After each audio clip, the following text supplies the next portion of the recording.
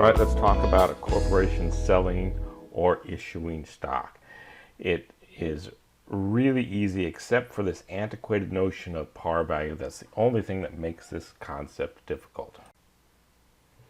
So any company, any enterprise, whether it's for-profit or not-for-profit, needs money to operate. And if you're a corporation, you could borrow that money from a bank or from an insurance company, or you can sell part of yourself to shareholders. And there's two kinds of stock you can sell. There's common stock. Here's an example of a common stock certificate. It's got the name of the company, the number of shares this represents. There's a number on there so you can identify it. There's the signature of the corporate official, and there's the stockholder's name. And if you're a common shareholder, you have the right to vote for the board of directors. You have the right to your proportionate share of any dividends that might be declared.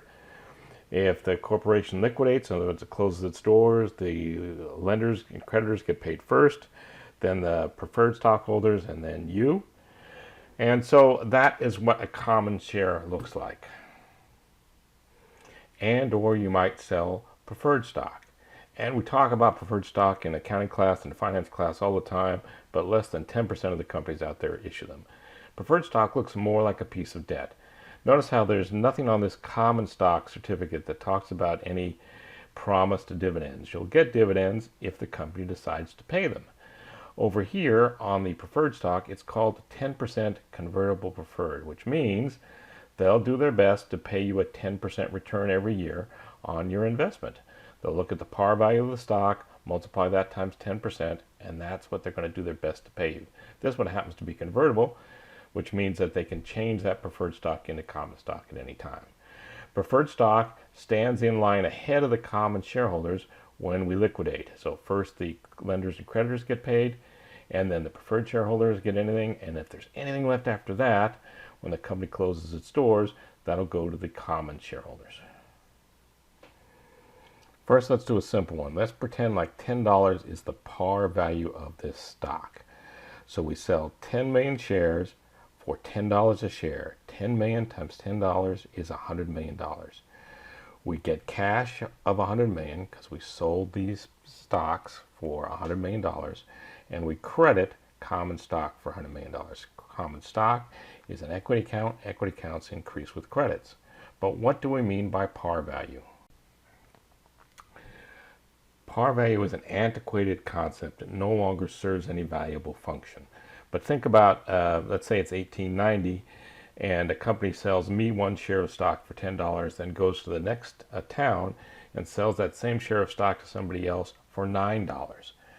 I just got cheated out of $1. And so we came up with this idea that there was a certain minimum sale price for a share of stock. So what corporations did was they just set that minimum very, very low, like a penny a share or a tenth of a penny a share. There's also the notion that some states say that you have to have a certain amount of legal capital. You have to, at all times, keep your equity part of your balance sheet with a certain number. And that's usually defined as the par value. So again, corporations set it very low so that they had maximum flexibility to declare dividends or whatever they needed to do. So par value is completely meaningless. It has nothing to do with market value. It's an antiquated notion that was originally designed either to protect other investors or other lenders. Honestly, about the only thing par value does nowadays is make life complicated for beginning accounting students. So up here, the company had a $10 par value share of its shares, and they sold the shares for $10. So they didn't sell it for anything above the par value. In this instance, the company has a par value of $1 for its common shares. Since they sold the shares for $10 each, they still got $100 million cash, but the credit has to be broken down into the par value, 10 million shares times $1 per share, and additional paid in capital, or paid in capital in excess of par. We have to break down this credit into the par value and any money received above par value. Now let's sell some preferred stock. Remember, preferred stock stands in line ahead of the common shareholders at liquidation.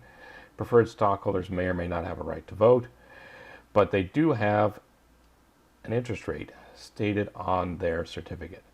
So this company is selling $100 par value shares of preferred stock. Whereas par value is meaningless for common stock, it is meaningful for preferred stock.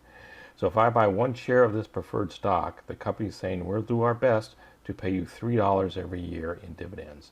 3% of $100 is $3. So we'll sell 10,000 shares at $100 each. 10,000 shares times $100 is $1 million. Cash is an asset. It increases with debits. And preferred stock is another equity account. It increases with credits. Sometimes instead of selling or issuing stock for cash, we issue it for other assets. So in this case, we buy some land for $1 million. We issue 100,000 shares with a par value of $1.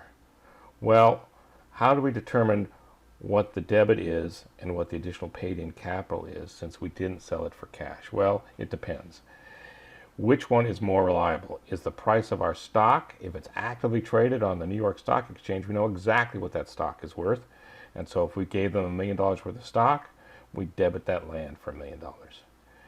If, on the other hand, we're a small corporation and we hardly ever issue shares of stock and we have no idea what our stock is worth, maybe the land is a better indicator of value.